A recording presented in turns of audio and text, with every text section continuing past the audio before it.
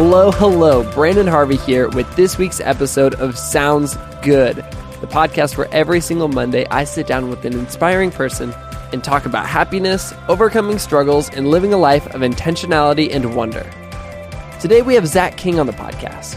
Zach is a short-form filmmaker, which is a fancy way of saying that he's incredible at creating and sharing amazing short videos, especially on Instagram and Vine.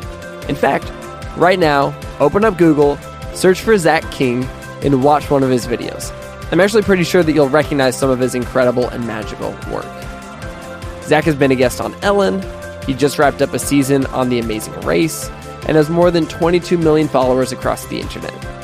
The incredible thing about Zach is that he's managed to stay humble, kind, and others-focused through all of his success. And we get into that in this episode. So without any further ado, let's jump straight into this.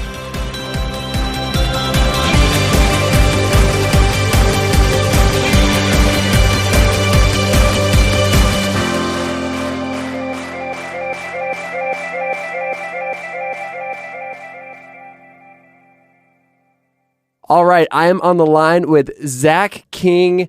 Zach, welcome to the podcast. Hey, thanks so much for having me. It's an honor. Man, where are you at today? What are you up to? Right now, so I'm in LA, Excellent. Los Angeles, California, and we just moved into a new studio actually. So we're in a city called Santa Fe Springs, where we just kind of hide out in this warehouse and make all our videos. That's incredible. That's great. And you grew up in Portland, right? Yep, grew up in Portland, Oregon, came down to Biola University, which is in LA, about 6 years ago after I graduated high school, and that's what kind of has brought me down here, and I've, just because of the film industry, stayed down here ever since. Okay, so I used to live in Portland too, and so that's actually how I first found out about you. Is I was hosting TEDx Portland. I was helping do a bunch of the behind-the-scenes stuff and photographing it. And you came out to speak, and I was like, who's this guy? And it turns out you are from Portland, but you were just making such a splash that the TEDx folks were like, let's bring Zach out. And that was where I first got to know your amazing work. Oh, that's awesome. Did we actually meet that day? I think we met at one point just passing, but I was running around all day, and so it definitely was a quick moment. Yeah. Cool. Well, that's awesome. That's crazy. We kind of crossed paths at some point in person. Amazing. I love it. Had you been doing film stuff all through high school, middle school? Like, at one point, did you start jumping into the world of being like, I want to do filmmaking? Yeah, I fell in love with film when I was 7 or 8 years old. Wow. I remember being at a wedding, and my parents, probably just to shoo me away from, bothering them and ruining the wedding, gave me the home video camera, and I just ran around with it. And from that moment, I loved looking through a viewfinder. It was like a different way to look at the world, with these these boundaries, and you got to pick the shot. And that was really fun for me. And I remember watching movies like Jurassic Park and Indiana Jones, the films that inspired me, because it was like, how could they transport you sitting in your living room into this other world? Yeah. That was the exciting part for me. So, along the way, just kind of figuring out how to tell stories. I would throw my sisters in the videos and be like, hey, you're my actors today, and wear this pirate costume and whatever, and we're going to go out in the woods and make Pirates of the Caribbean a remake, So it was a lot of just fun high school projects, junior high projects for many years. And so you fully expected to get into film school when you applied? Yeah, I actually spent like 2 months of my summer before I submitted my application making kind of like a thesis high school film. Wow. Which I was really surprised. Like, I thought it was actually pretty good at the time for how much I knew. And yeah, it kind of is still baffling why. But, sometimes life just goes a different way and cool things can come out of that. Okay, and so you already alluded to this, but you moved to LA. The film industry is in LA. Everybody by now already knows that your work is incredible and that it's blowing up. But the interesting thing is that, if I remember correctly, you got rejected from film school. Is that right? Yes. So I first applied to Biola University in hopes to go to their film program. And I was still at home during the summer. I got the rejection. And, I decided I'm still going to go to Biola, even though I'm not going to be in the film program. And I'll just do all the general ed stuff. And I think I actually did music major for the first 2 years. But it was when I was down there that fall, that first semester, that I kind of had nothing to do other than the general ed. And when you're a filmmaker, you want to always be working on the next thing or creating stuff. It's this, you always want to make something new. It's just Totally. a part of you. And so I was lacking that. And out of that birthed my YouTube channel. The channel is called Final Cut King. And it was a place where I just taught people how to make Final Cut Pro tutorials on my computer, screen capturing and sharing to the world, kind of much like this. This whole time you're not in the film program and you're just doing this on your own. Yeah, the whole time that I started my YouTube channel, I'm doing all my own side projects, not a part of the film program at all. Yeah, that's incredible. And so you jumped into school and you were creating all of this stuff on the side. What did your friends who were in the film programs, did you have friends in the film, like who were film majors? What were they kind of looking at you thinking? Yeah, my roommate was a film major, and the guy who became my best friend living across the hall, Aaron, he was also a film major. So I was vicariously living through them asking, what kind of projects are you guys doing this weekend? Or can I start doing the homework now a year ahead because I want to apply again? And so I would hang out with those guys and we would just film together. And one of the early things I started doing to fund all my gear, I found out about these online video contests. And so I would enter them kind of every other weekend. Wow. Find a contest. I remember one of them was for HP computers, and we made this video project, a few film majors and I, and we actually won like a trip to London and a couple $1,000s. And so we were stoked. And I did that kind of for like 3 or 4 years just to pay my way through school and also buy the new gear that I needed. That's incredible. And so you're not really letting this set path being block you from achieving what you wanted to achieve. You're just kind of going around it almost. Yeah, totally. I mean, especially in the film industry, you're going to get so many no's. We even, we're pitching stuff now for different, TV or feature projects, and you're just going to get so many no's. And that's why I kind of have liked the online world, because there is no one saying no before I post it on YouTube or post it on Instagram or wherever I'm publishing it. I'm the final say. And even along the way, creatively, we get to pick what's happening in the videos, and no one is going to say, "Hey, no, the audience isn't going to like that. Let's go to this way, or this saves more money." It's we're the final say, and that's what's so cool about creating for the internet. Yeah, it's really cool because even though, I mean, you and I are roughly the same age, and the internet's been around for our whole lives, but it's still the wild, wild west out there. Like, we get to decide what the internet's going to look like and how it's shaped, and there really are no rules. Yeah, things are always evolving on the online world. Even, I started on Vine 3 years ago, and now that platform is very much plateaued and kind of dying, in my opinion. And it's just amazing. It was only out for 3 years. It got huge, and things come and go. Yeah, and maybe that your ability to evolve and shift as things change is a lot of what defines how you've been successful. You had a camera when you were a kid and you're like, man, how can I make the most of this? And then you got rejected from film school and you asked, how can I make the most of this? And now the internet's shifting and evolving and changing, and you're just continuing to ask, how can I make the most of this? Yeah, I think you're always going to see things evolving, even in a feature film career. That will always change. I think the conversation someday will be, will we go to the theater and watch a movie? Will audiences leave their home for the big screen experience, or will all of that be looking different? And so I think even just all of Hollywood right now is kind of being disrupted, and I think a lot because of the internet. Yeah. But I think one thing that will always remain, which I'm excited about, is my storytelling that I'm learning. I'm always going to weave that into whatever platforms are changing and distribution, how that's going to change, but the story at the core will always stay the same. Our storytelling abilities hopefully are the things that are growing and being maintained throughout all of that. Yeah. And how are you doing that? Because a lot of the content that you create is really short form, and obviously there's a lot of room to put story in there, but what are some ways that you're thinking about that? Maybe even on a non-technical level, more of a philosophical level. Yeah, I mean, all of our ideas, when I first started Vine, is very much like, hey, let's make this fun video in like an hour. I would make it by myself or with my roommate, and we would throw it up, and it weirdly got popular. And in the beginning, it was just tricks. If you've seen my videos, there are a lot of illusion. There's a lot of tricking you really quick, like magic.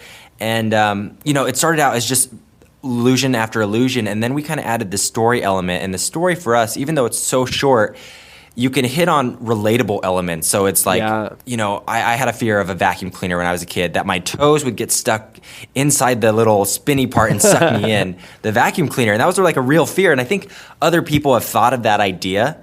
And so in the 6-second video, we just show that fear and other people can relate. And so that's where the story comes in. At the first foundation is, how are people going to relate to this? If it's cracking an egg and a little chick pops out, that's not far-fetched for your mind to like picture that happening in real life. Totally. And I had friends that were afraid of cracking eggs for that reason.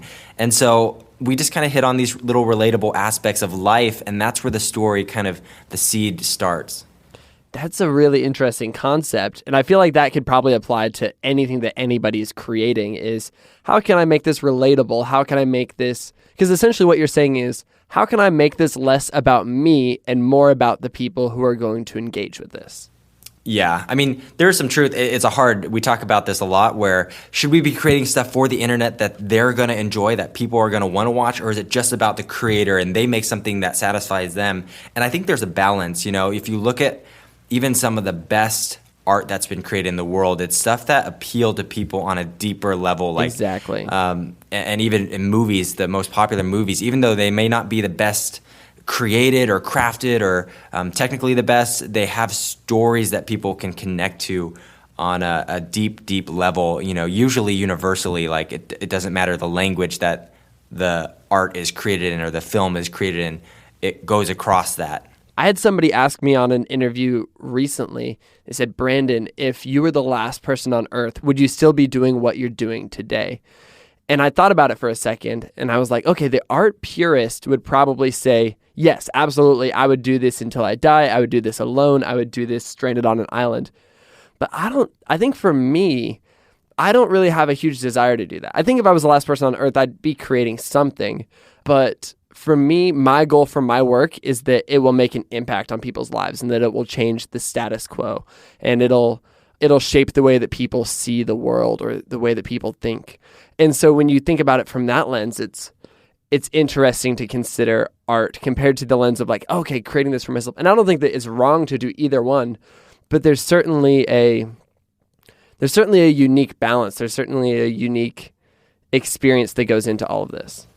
Yeah, I think for me, it's probably about 75% of my work I love to do. And I sure, like you, I wouldn't be creating it if I was alone, because the 25% of me loves to see the audience reaction to it, to read the comments, to see, to meet the kids on the street that come up to me because they love the videos. Yeah. That's the fun part. If I was the last person on the earth, I'd probably just be creating something else like tree houses and forts. Exactly. I think it would be a lot of tree houses and forts. I think that's about right.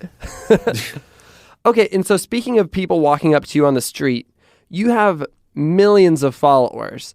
But at the same time, I get the impression that and I've got people who know you and have met you, and I mean, we met that one brief moment, but everybody talks about how you're a humble guy, you haven't let things get to your head, but you're very successful. And I think most people would be like, oh man, like when you get to be that successful, you don't even need to be nice.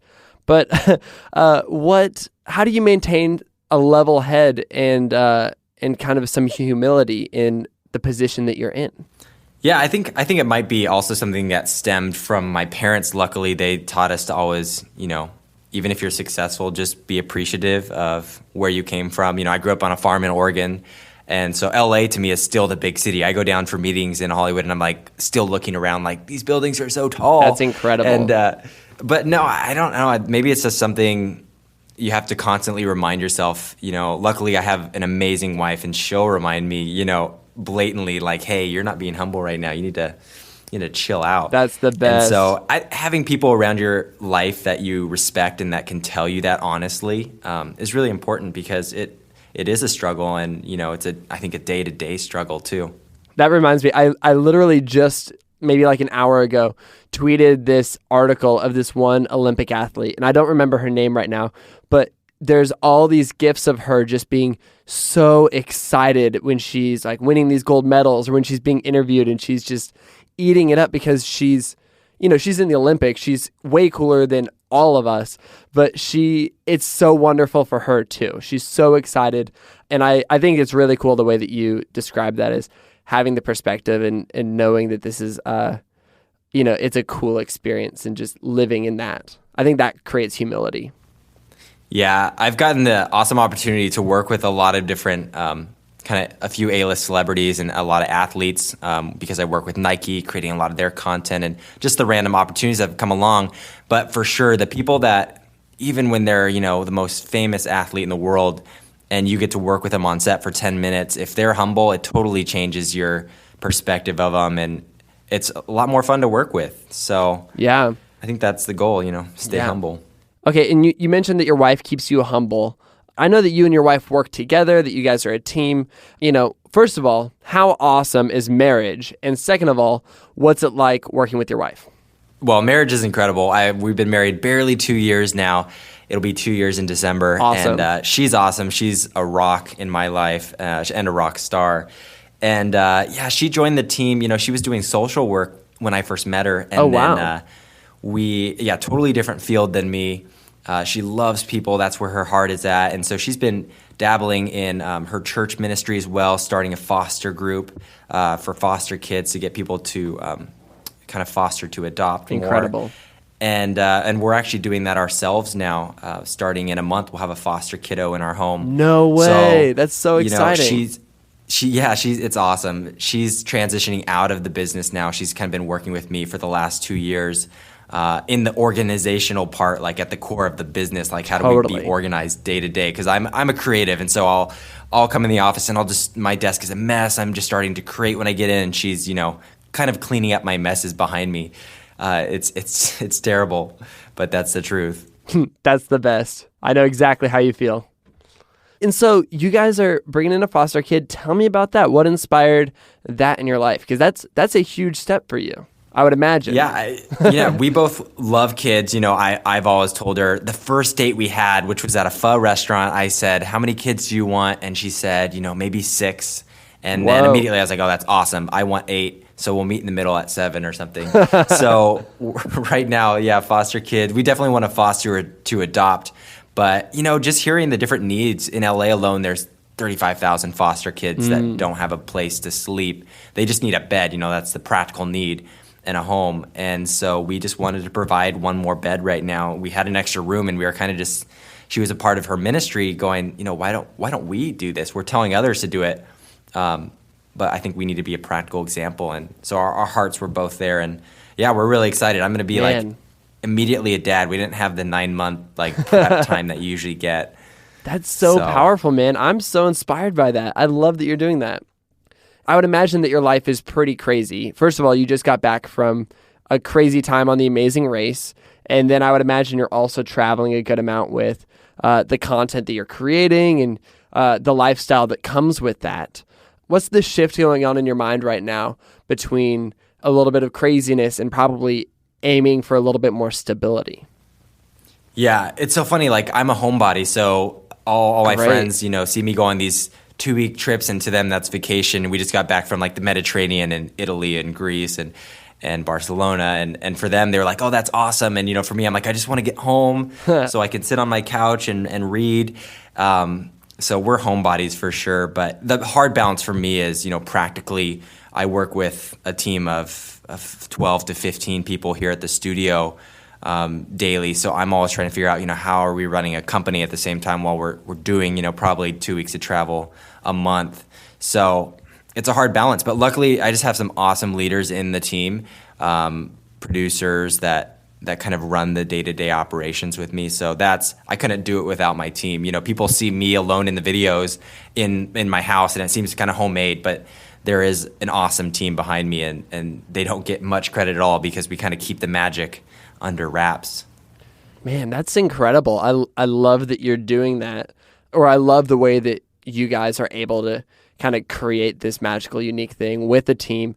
And it's also great that you have them so that, I would imagine it would be nuts to be doing this all on your own. Oh, it would be impossible, I think. Just the amount of content that we're creating, I couldn't do myself. I would be insane right now. Yeah. How much of what you're doing is the stuff that we all see on your channels, and how much of it is stuff that never gets seen on your channels, if that makes sense? Do you have clients? There's probably another at least 50% of content that never is seen on our channels, whether it's tailored for a different country Sometimes, to pay the bills practically, we do brand deals where we'll be, I'll be in a commercial we actually just wrapped one today for McDonald's that'll be playing only in Hawaii, on TV in Hawaii. So there's some of that stuff, and it has the same exact style. There's so many videos that I want to post on my channel, but I'm just like, no, it's, we made it just for that brand in Hawaii, and other people won't get it. But there's some really cool tricks that we're doing in other places. So, yeah, there's a good amount of content that's on the side. When you started hiring people, how did you start making those decisions? Because I know for myself as a creative person, I have a really hard time learning to manage and all these things. How did you start figuring that whole process out? Yeah, well, managing and leadership is definitely a struggle for me. I'm not a super people person. I love to be in my own room and do the digital magic and create the ideas, but day-to-day running people, telling them what to do, that's hard for me. And so it's been a very big learning process and a curve. I kind of, when it comes to hiring, make really slow decisions, and we bring them on and we just work with them for 6 months as a subcontractor and get them used to the team feel. And then we kind of figure out if it's employment or just part-time once in a while. So I'm kind of a slow decision maker. We like to bring people in and just get to know them. And for me, it's about, how good are you at your craft, whether it's filming or the digital magic or art, what is obviously we want excellence there, but we also just want to enjoy you as a person, find a person with integrity. So that's really important as well. Man, that's great. I think that LA gets a little bit of a bad rap for being a place where people are always wheeling and dealing and people are used and abused. But I also know, even just with you being in LA, that's not the case, that there's a lot of really good stuff. Can you speak to that idea that even in this place that maybe, people have that perspective sometimes, there's a lot of great things happening behind the scenes? Yeah, no, there is a ton of creatives here. It's hard because LA and Hollywood has turned into a business. When it first started, I think it was people like me and my friends. We just loved making those videos, the short videos. It's kind of funny, like the first films when Charlie Chaplin was making videos, they were short. They were kind of like Vines, 7-10 seconds. They would play them in these penny arcades. And I think people then just loved playing around with the craft. It was a new technology. And then, of course, like any business or any industry, it turns into a business where there needs to be money to go back into creating more and growing the audience. So I think that's kind of what has tainted Hollywood and taints my experiences when you find out how Hollywood really works. It's kind of terrible, but I have hope because there are a lot of creatives here, and I think as long as you have people that love telling stories, the financing is a blessing to get. You set out because you wanted to enter the film industry.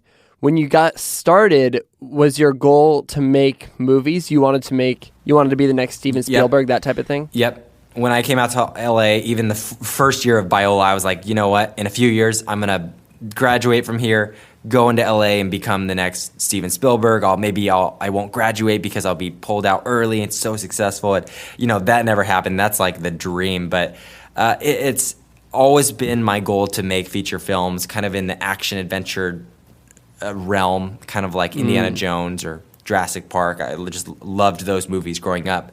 So I kind of want to bring that back, and I think there was an old style that is kind of missing, and everything's, there's quick cuts now. I just want to kind of slow it down and go back to make movies that had a great story and the shots were a little bit longer. But, for us, with my path being changed, going to short content all of a sudden, it's still in the forefront. We want to go to feature films and longer stories, but we're loving growing an audience, and we've just fallen into that world and fallen in love with that whole internet side of it. And totally. And I think it's now I'm seeing, I think we're going to be, all the internet people are going to be going to Hollywood, in the next 20 years, and they'll be the new creators there. So I think this is our field ground to really practice our craft. Yeah. And just make really good content. Man, I love that. I love that you're doing that. what's the most meaningful thing that's come from all of this success and hard work? I think for me, one of the most meaningful things, there's kind of two. One has been assembling the team. It's kind of, for me, the dream team, where I would love to go into Hollywood with this team that I have, and we start making these films together. So it's kind of like, I feel like I'm creating the Avenger team, my own version. And then also, I just love that I've been able to slowly find my voice. Having an audience, even if you have 100,000 followers or 50,000, you have this urgency to create content, and it's something I think a lot of filmmakers miss out on. They spend a year on this artsy project or 2 years in film school on one film, and it's like, that's kind of a waste, because if you make shorter content and you have deadlines, like every Friday I'm going to make a 30-second video, you'll create a lot more, you'll learn faster, you'll learn what you like making, and just all the nuances that go into creating a film. You learn them faster if you're making a lot of projects. And so that's what I love, that the internet has helped me find my own creative voice, because I've had the urgency with the audience to grow and post more. And there's an expectation they're gonna. You wake up when you have 50,000 followers and you're like, okay, what am I gonna create today for these people? Totally, yeah. It's such a good catalyst to get you to create more and more and more, and that can be done on a super small scale too. I know people who have done this thing called I think it's the 100-day challenge, and you just say, yes, I'm going to do something every day. And if you're sharing that, even with your Facebook friends, it's going to feel like accountability. And that helps you overcome a lot of the hurdles that come with creating things, because I think there's a resistance that makes us not want to create. And creating is beautiful, and it can change the world. And so it's almost important to figure out little tricks to force yourself to create more and more and more. Yeah, totally. And so with all this said, you're doing so many incredible things. Your work is just building on itself, and it's going to keep on growing into, who knows what it's going to be in the next 10, 20 years. But when you look back on all of your life, what's your goal for the kind of impact that you'll have wanted to make with your life and with your work? Yeah, for me, I've been thinking about that a lot lately, especially as I've been going into foster. And I think maybe it's the shift of almost becoming a father figure is making me think this. But I've always known what kind of dad I want to be, what kind of husband I want to be, and what kind of friend I want to be. And I think those are the relationships there that when I'm on my deathbed, I'm going to look back and go, who are my closest friends, and how is my marriage, and how are my kids doing, and what legacy are they going to leave because they were raised in my family? So those are I think, core things that at the end of my life, I would love to make the most successful feature film and be well known for that and do well financially. But I think at the end of the day, those are pretty shallow things. If I can live my life and enjoy what I'm creating, but have an awesome family, that to me, I think, is the thing that I'm really gonna look back on and go, yes, I did well in my family. Man, that is so, so powerful. And I think just you modeling that as well is going to have a profound impact on the people who are paying attention. And hopefully they can replicate what you're doing and make a difference in the lives of their friends and their family. That's incredible. Yeah, that's the hope. So every single episode, I love to ask 3 questions. They're my favorite questions. And so I'm just going to jump straight into them. Cool. Number 1, how would you describe the kind of person that you most admire in the world? I love, so I have some friends that do this. My wife is great at this. I love when they will make time for you no matter what, in the craziness, if you can count on these people. Man, I love that. I think that, I know that I have those people in my own life, and it is not easy to do that, especially when you're busy, especially when you're trying to make so many things happen in a day. But if you're able to find a few people in your own life to do that for, and if you find other people who are willing to do that in their lives for you, it's such a meaningful gift. Question number 2, what are you consuming that you love right now? And specifically for you, as somebody who is so passionate about video and film, what's something that's coming from the industry, like the mainstream industry, that you love, and what's something on the internet that you love? Yes. Okay. Well, something from the mainstream industry that I love. I'm watching a show right now called Stranger Things. Dude, you may have heard of it on Netflix. I love Stranger Things. My wife and I are now hooked. I think we're on episode 6 as of last night. I just finished it. You did? Okay. Well, don't say anything. I won't. Yeah, that's one show that we love. My wife and I, she had introduced me to Gilmore Girls when we first started dating. And we just found out, they're having a new one come out this fall. So I'm secretly excited for that, to sit down with her and watch the new season of Gilmore Girls. No joke. I'm binging that with my wife right now, too. Oh, yeah. My wife, she's always going through that, re-going through it if there's nothing on.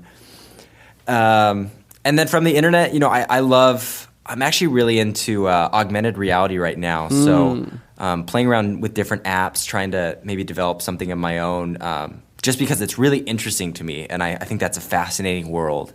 Yeah, that's a really fascinating idea. And I mean, for those of you who don't know, who are listening, augmented reality is essentially what's going on with Pokemon Go, where you see what's going on around you through a screen, and things can happen and change and shift. And man, I love the fact that you are kind of working in that world. That's so fascinating. I'm so glad and thankful that Pokemon Go has taken off, because I can now explain it, even to my wife, so much better. I've been interested in AR for the last couple of years, and explaining that is so hard. But now you just say Pokemon Go, the Pokemon are tracked, how that's tracked in the video screen, and people are like, oh, yeah, got it. Man, that's so creative and innovative. I can't even imagine what you're working on, but I'm excited to see what that looks like when it comes out. My last question is, based on the ways that you've chosen to step out and live your life differently, what's one thing you'd encourage someone else to do in their own life today? Yeah, I'd say in whatever path people want to go down, even if it's not film, it's just to get out and create. And one tip someone gave me that was very practical was just make your bed. I don't remember who said it, but they were like, if you have writer's block and you don't feel productive during the day, just make your bed as the first thing you do, so your mind can check it off as, I actually did something, I accomplished something. And that rhythm gets you into going like, okay, I'm going to start, what's the next thing I'm going to go accomplish during the day? And so for me, it's a practical thing of, if I make my bed every morning, I'm actually more productive that day. I think it just starts the day out in this like mentality of checking the box and getting things done. That is huge. What a good idea. I'm notorious for not making my bed, and so I may have to start doing that. Yeah, for sure. Sometimes there's days where I don't do it, and I can always count on my awesome wife to make the bed, because it drives her nuts if it's not made. But yeah, it's a very simple thing. Yeah, and that's good. It goes a long way. Just start with doing something, taking action, creating, and it'll kind of snowball throughout the day. Man, I'm so excited that we got to have this conversation, Zach. I really love what you're doing. I admire it so much. For everybody who's been listening, if they want to follow along with your work, to see what you're up to, where can people find you online? Yeah, one of the best places is on Instagram. If you have that app, just type in Zach King, Zach with an H at the end. Or you could just Google my name and YouTube will pop up, or whatever platform I'm most actively on will kind of pop up on Google. So that's the best way. It's worth it, you guys. You got to do it. You're going to love it. Man, well, once again, Zach, thank you so much for being on the podcast. Absolutely. This has been a blast. Yeah, thanks for having me.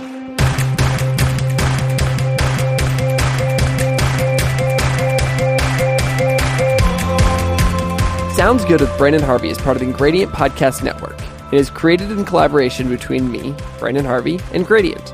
Check them out at gradient.is. That's gradient.is. Thank you so much to everyone who tuned into the podcast this week. If this was your first time listening, make sure you hit the subscribe button so that next week's episode downloads in your sleep. And if you want to follow along with my photos, Snapchats, words, and stories in general, you can find me on all of your favorite social media platforms. My name is @BrandonHarvey everywhere. That's Brandon with an E-N. And with that, that's a wrap for this week's podcast. I'll see you next week when we get the opportunity to learn from another inspiring person. Sound good?